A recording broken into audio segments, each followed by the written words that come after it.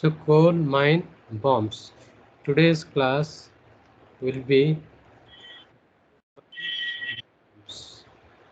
okay.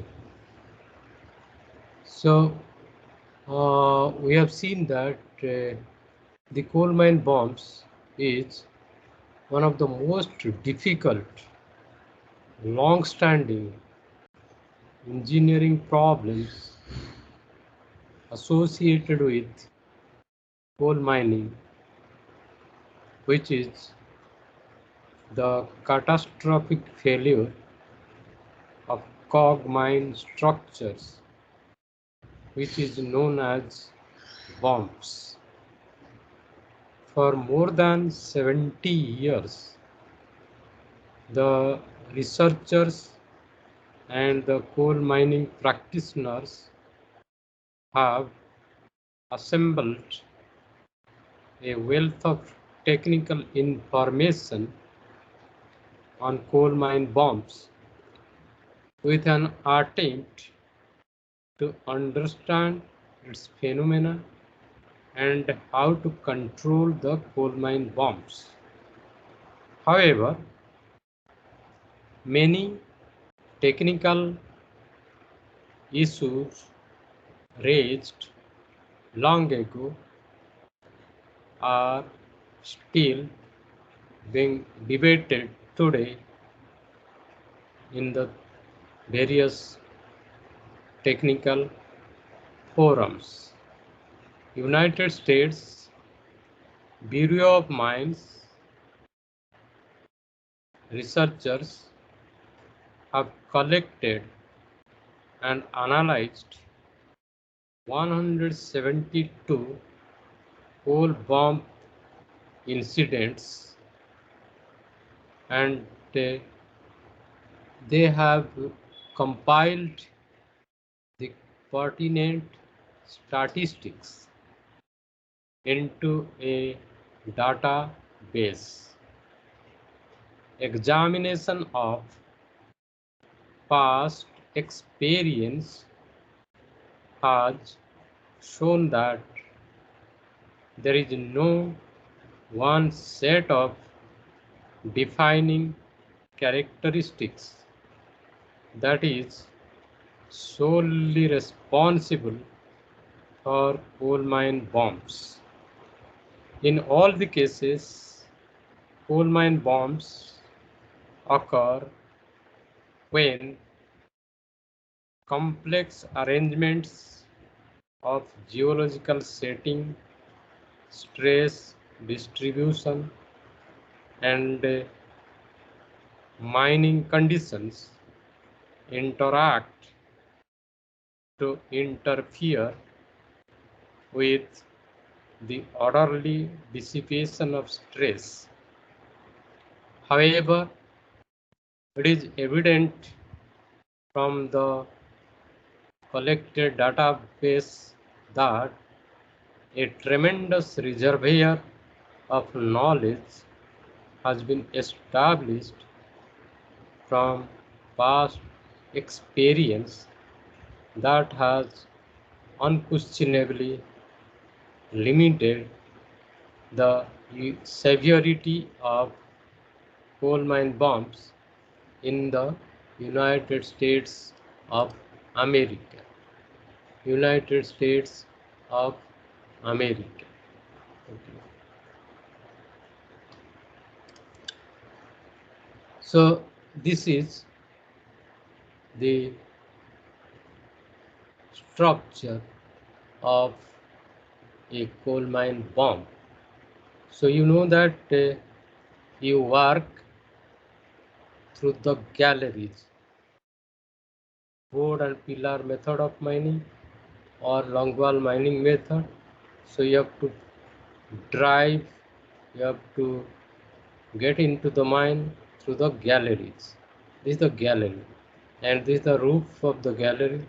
These are the reefs on both sides of the gallery, and this is the floor of the gallery.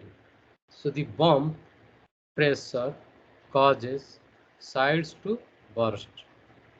So why the bombs occur? Instability caused by tremendous pressures from the mines shifting overburden produce bumps or bounces, a sudden bursting of the rock and the coal through the sides of the mine tunnel. This is the mining tunnel, for which reason the coal mine bumps occur because of sudden bursting of the rock and coal through the sides of the mine tunnel through these rifts. Okay.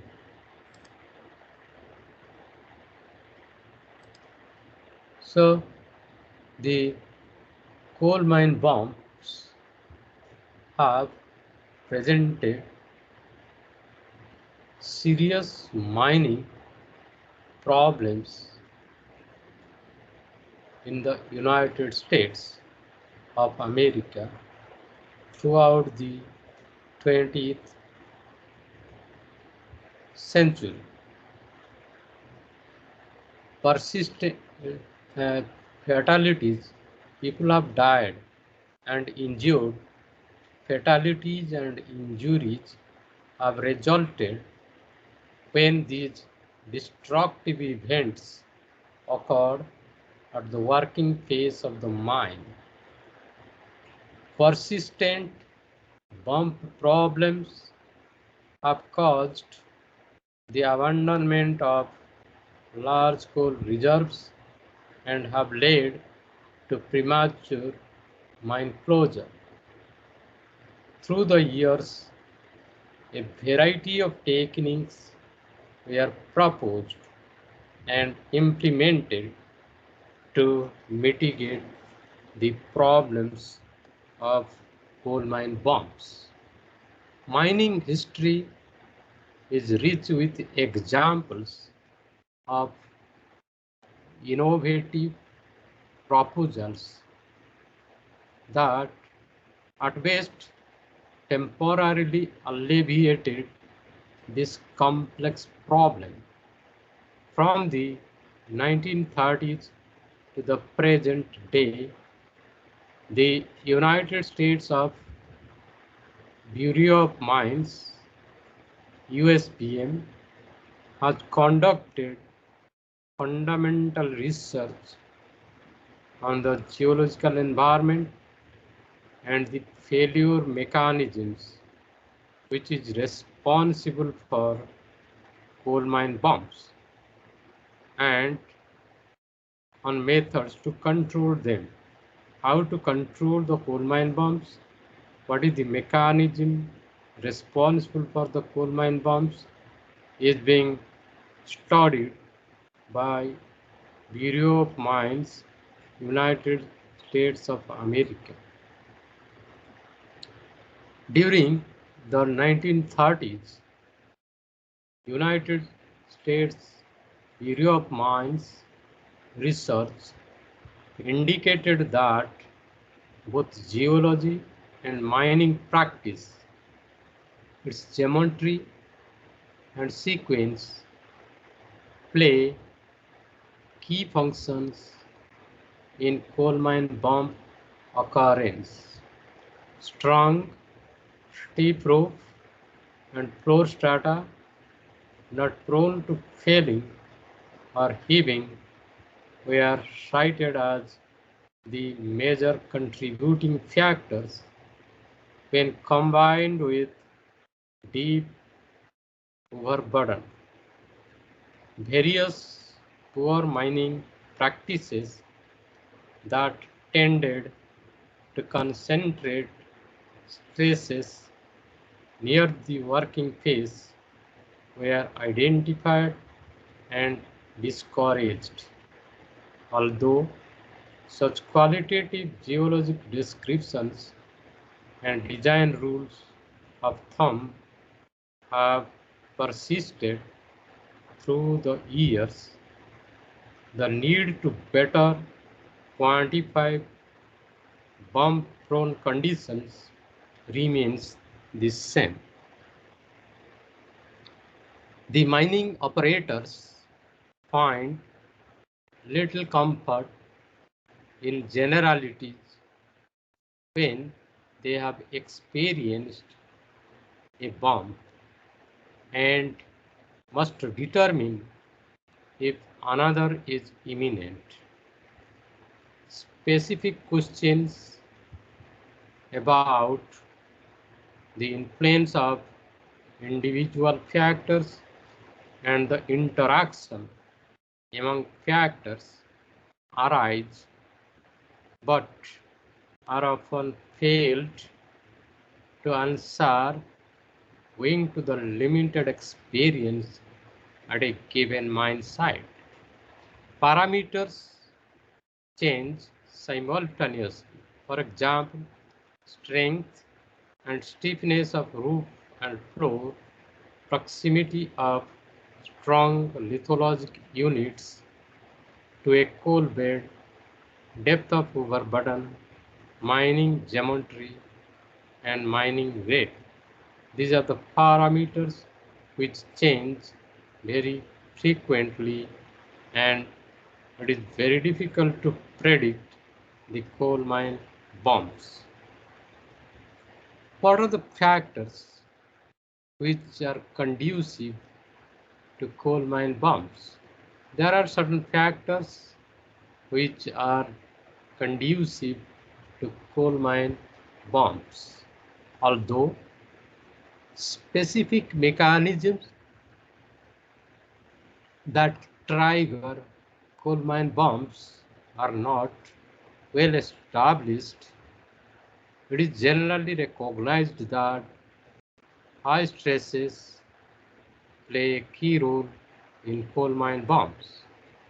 Retreat method of mining and barrier splitting method often intern the stresses.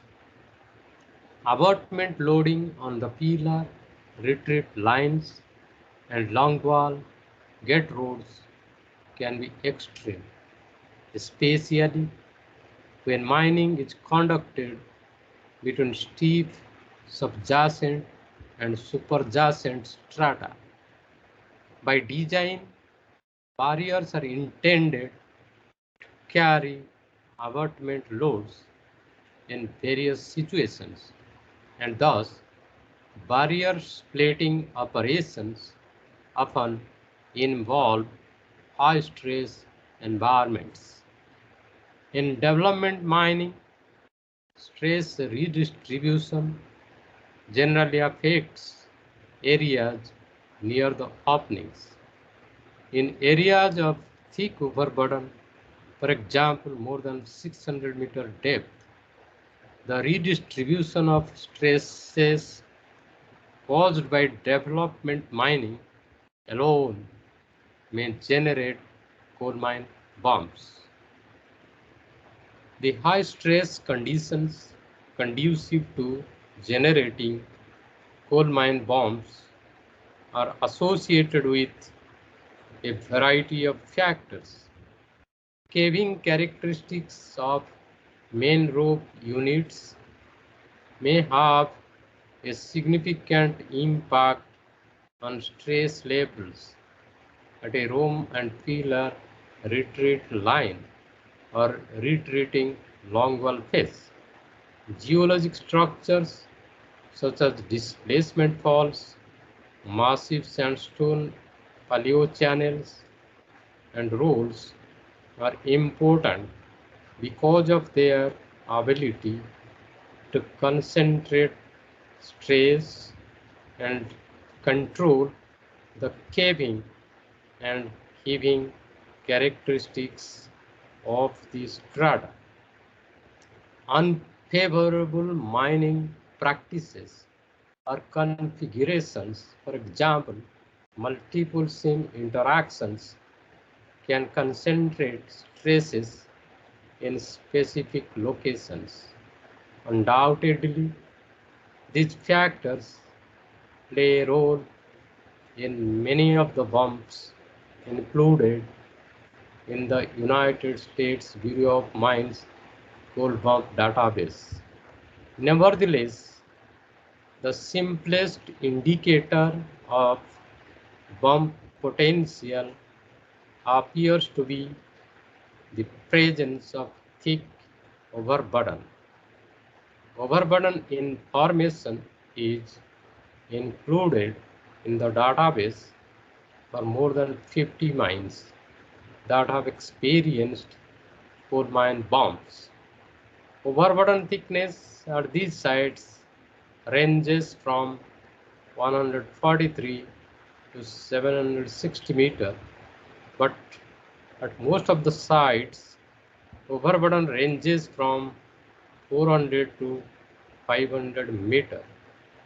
Only 10 mines experienced coal mine bombs, where overburden thickness was less than 300 meter, while 9 mines were operating under more than 600 meter depth when the coal mine bombs occurred. As discussed earlier, a variety of geological factors have influenced the occurrence of coal mine bombs. In describing natural conditions conducive to coal mine bombs, a common factor in both United States of America and foreign mines is the proximity of the bomb-prone coal bed to strong, thick, rigid strata. If the strata is very strong, very thick, and very rigid, then the coal mine bomb is very much there. Of the 172 events comprising the United States Bureau of Mines coal bomb database, lithologic descriptions of the mine roof are included for 95 coal mine bomb sites. In 86 instances, a reference is made to the presence of sandstone immediately above to within a few meters of the coal bed. Terms such as strong, massive, and thick are used to describe these sandstone units. In 30 instances, a shale, sandy shale, siltstone, or mudstone unit of varying thickness was found to occur between the coal bed and the overlying sandstone units. Geological descriptions of the mine floor are included for more than 80 coal mine sites. Shale is the predominant floor lithology in the database. The presence of sandstone in the floor is noted in only 25% of the site descriptions. Terms such as hard and dense are common descriptions of floor lithologies.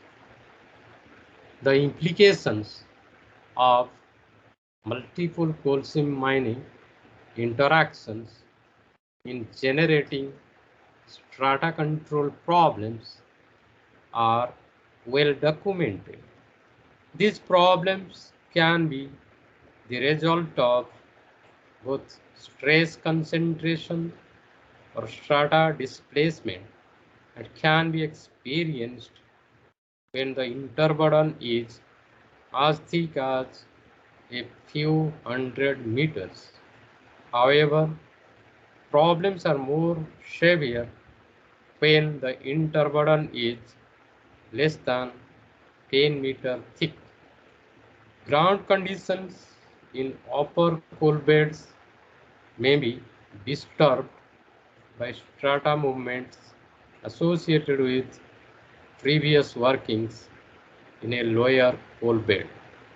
Stress concentrations occurring in multiple coal seam mining scenarios, however, have been associated with coal mine bombs.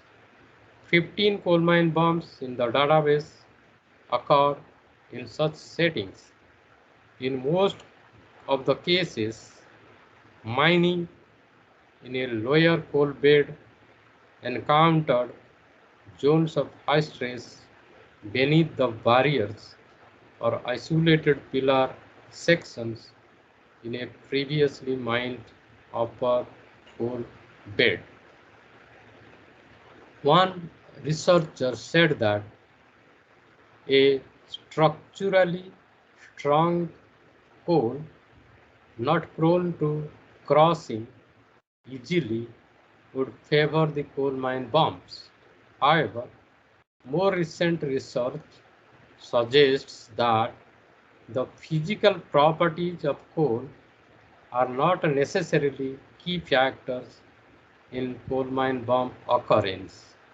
For example, another researcher performed laboratory experiments on coal samples from 15 mines in 11 coal beds. Their study concluded that many, if not most, coal can fail violently given the proper conditions of stress and constraint. The database appears to support this conclusion, for it demonstrates that coal mine bombs have been experienced in at least 25 United States coal beds. The height of eastern United States coal beds ranged from 1 to 3 meters, whereas western United States coal beds were higher, ranging from 1.8 to 4.3 meter. So let us discuss about what are the hazards associated with coal mine bombs. What are the hazards associated with coal mine bombs? Coal mine bombs are dynamic phenomena. Numerous fatalities and injuries have been a direct result of miners being struck by coal forcefully ejected during a coal mine bomb. Approximately 80% of the fatalities documented in the database were caused directly by displaced coal either hitting the individual or by forcing the individual into nearby equipment or mine reefs. However, other hazards have also been associated with coal mine bombs, including roof falls and ignitions of methane and coal dust. There are 10 incidents in the database document showed that mine roof falls that occurred in conjunction with coal mine bombs. Prior to the widespread use of roof bolting for primary support, coal mine bombs had the potential to create roof instabilities simply by dislodging the posts and crossbars. With the introduction of roof bolting, however, the effect of coal mine bombs on supports was lessened. Nevertheless, coal mine bombs appear to continue to contribute to roof falls by disturbing the stability of the roof rock directly. In one such case, for example, a coal mine bomb caused roof rock to be released along a slip between longwall chocks and the face, resulting in a fatality. This is associated This associated hazard appears to be most prevalent during pillar mining, particularly in in the United States coalfields of Utah. Then there is ignitions of methane gas and coal dust associated with coal bombs are somewhat rare, but they are among the most devastating incidents in terms of the numbers of miners killed or injured. For example, on March 14, 1945, a pillar bomb at the Kenilworth mine caused the trailing cable of a loading machine to be pulled with such force that it was severed and created a short circuit that led to arcing. Thick coal dust resulting from the violent bomb, coupled with methane gas, probably from the adjacent Gulf area, ignited severely, burning 12 miners. 7 of the injured miners eventually died as a result of the accident. Therefore, ignitions are more prevalent in deep pillar extraction areas and during longwall mining method. However, one coal mine bomb related ignition reportedly occurred during development mining. Mid-continent resources has experienced severe problems with extensive methane gas emissions in association with coal mine bombs at its mines, which have been referred to as gas outbursts. The most devastating gas-driven bomb occurred on April 15, 1981 at the Dodge Creek No. 1 mine in Colorado. A massive outburst of gas and coal occurred approximately 2 hours after mining through a fault on the development section for the No. 102 Longwall mine. 15 miners were killed and 3 were injured in the resultant mine explosion.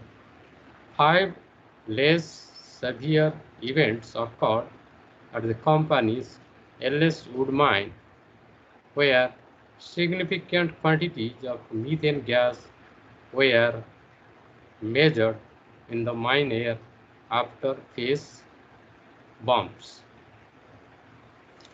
However, only a few meters of bumped rib coal can have devastating effects.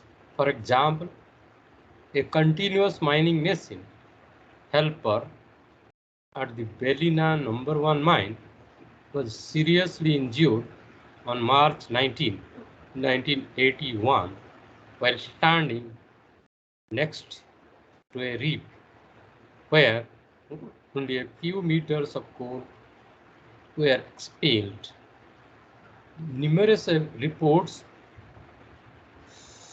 have been made concerning the degree to which bombs are felt on the surface, sometimes as far as 3 kilometers away. Seismological observatories around the world have recorded some of the more powerful incidents. 11 coal mine bombs from the database have richer magnitudes of 3 or greater, with 3 in Virginia having magnitudes of 4 or greater. So let us compare the magnitude of coal mine bombs, comparative magnitude of coal mine bombs. A sense of relative event magnitude can be gained by assessing observed destruction and measured seismicity for a number of events documented in the United States Bureau of Mines coal bomb database. In terms of observable damage in the underground, coal mine bombs ranged in magnitude from those that dislodged a portion of a single rail to three that partially destroyed large sections of the pillars. On June 3, 1985, the Olga mine in southern West Virginia experienced a series of coal mine bombs that eventually affected to varying degrees approximately 100 coal pillars. Fortunately, this event occurred over an idle weekend when no miners were on this section. That is why there was no casualty on that day. An explanation for the range in levels of observed seismicity may be found by examining the mechanisms responsible for many of the rock bursts in deep South African and Canadian hard rock mines. Morrison and McDonald have shown that rock bursts are often associated with slip along pre-existing geological discontinuities adjacent to mine openings. Steep slip movements on these discontinuities produce a sharp, instantaneous acceleration within the strata around the mine structure. As seismic waves propagate through the mine, pillars are compressed, then extended. This causes an immediate increase in load, resulting in a potentially unstable stress state. During the next instant, load is removed, which lowers confinement and can initiate an unstable state. So the level of mining induced seismic activity coming from United States coalfields suggests that earthquake-like sources may indeed be partially responsible for pillar damage in the underground. Evidence at one site suggests that the seismic source was over 30 meters above the mine openings and may have been associated with slip between large blocks of strata over or adjacent to longwall curve areas. These events generally have lower values, phase shaking, and the degree of destruction experienced of seismicity, possibly resulting from the dissipation of underground. So the coal mine bombs are studied in this manner, and the damage associated with the hazards associated with coal mine bombs are explained here. So we have studied also rock bursts. So what is the difference between rock burst and the coal mine bombs? What is the difference between rock bursts and coal mine bombs? Difference between rock burst and coal mine bombs.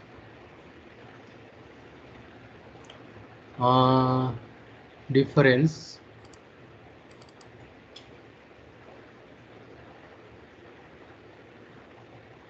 Let us see what is the difference between coal mine bombs and the uh, rock bursts.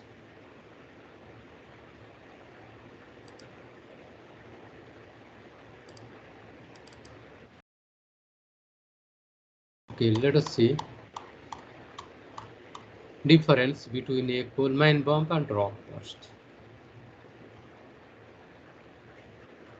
So a coal mine bomb is called a bomb, or a mine bomb, or a mountain bomb, or a rock burst is a seismic jolt occurring within an underground mine due to the explosive collapse of one or more support pillars. In room and pillar method of mining, tunnels are advanced in a rectangular pattern resembling city streets or tunnels, leaving behind blocks, pillars of coal. Through a coal miner, a partially completed tunnel resembles a room dug into the coal seam. As mining proceeds, the weight of rock overburden previously supported by coal mined from rooms is redistributed to pillars. If that weight exceeds the strength of a pillar, the pillar can fail by crossing or exploding. An explosive failure is called a bomb. It's called a bomb.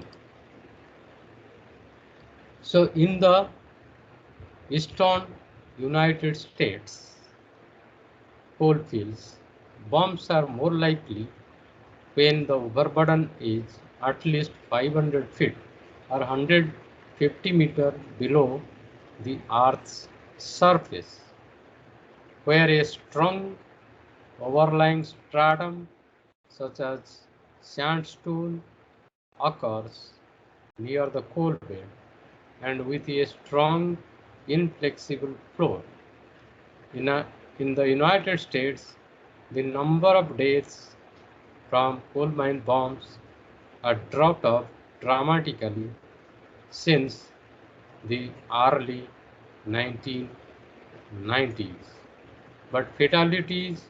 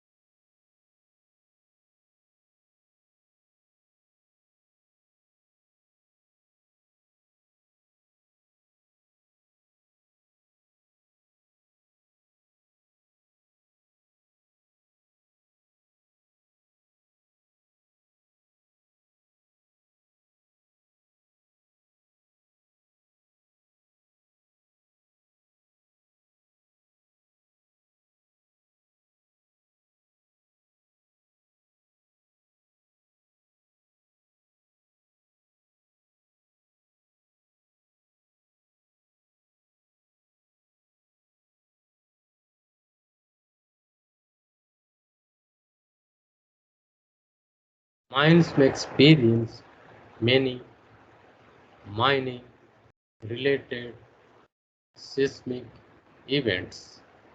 So a rock burst is a spontaneous, violent failure of rock that can occur in high-stress mines.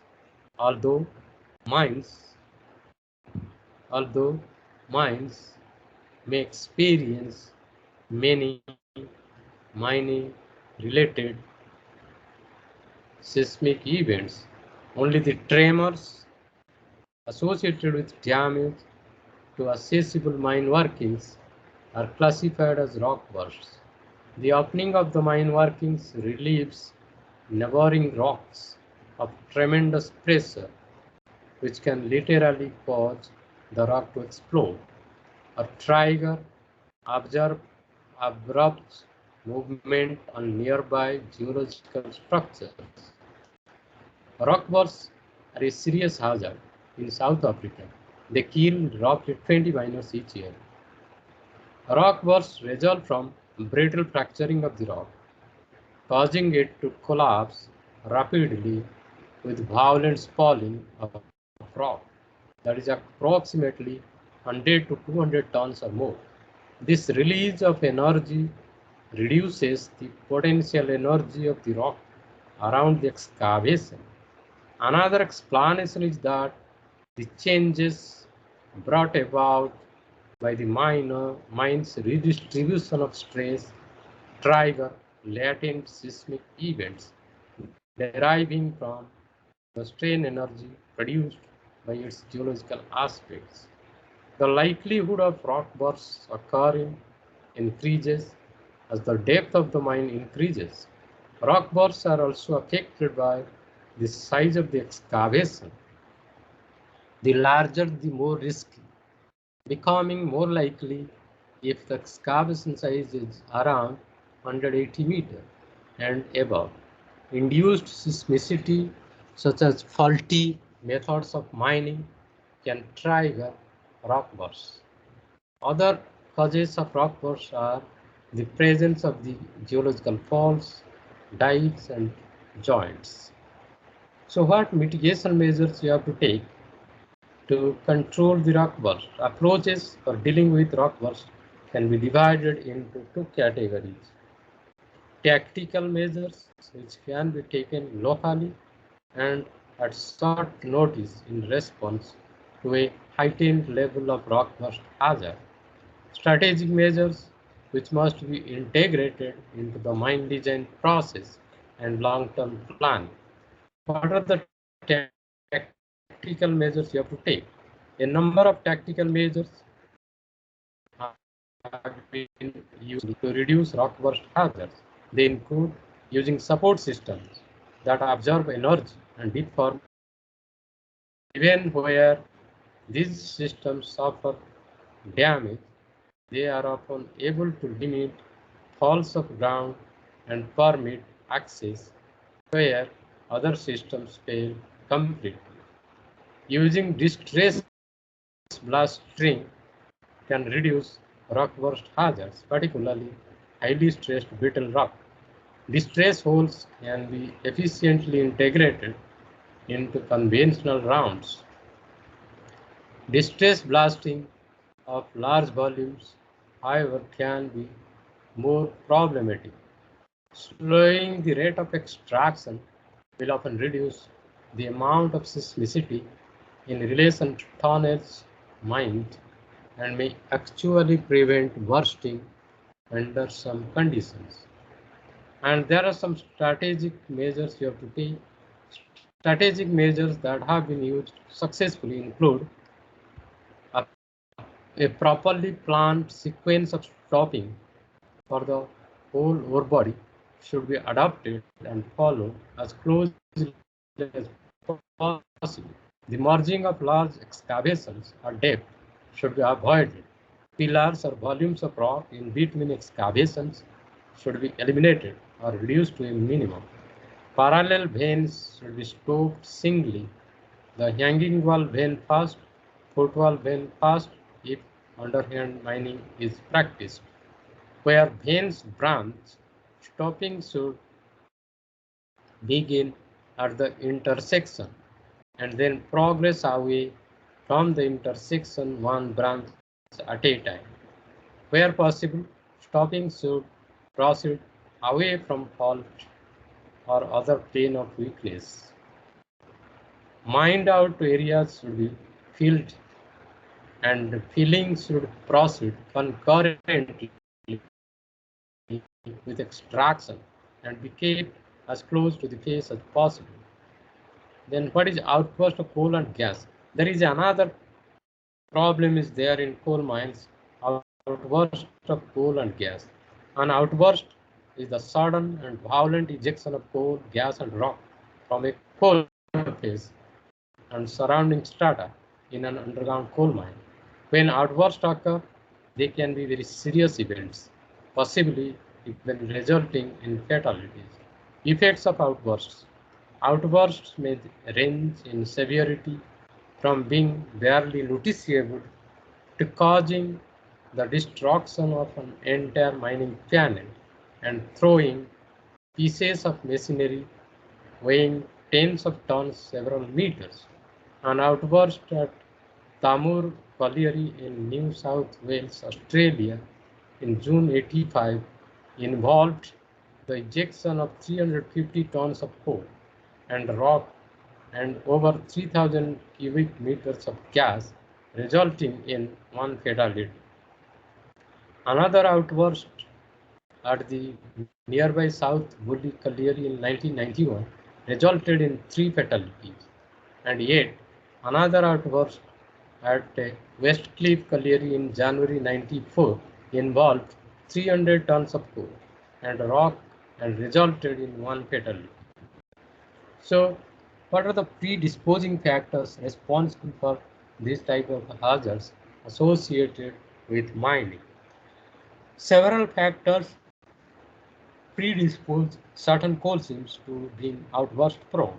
These include coal seam gas content measured in cubic meter per ton generally for a given coal seam gas composition. The higher the gas content, the higher the risk. Geological structures, in particular the faults, dikes and mylonite, reddish brown powdered coal zones. Coal permeability, the less permeable the coal seam, the more prone to outburst.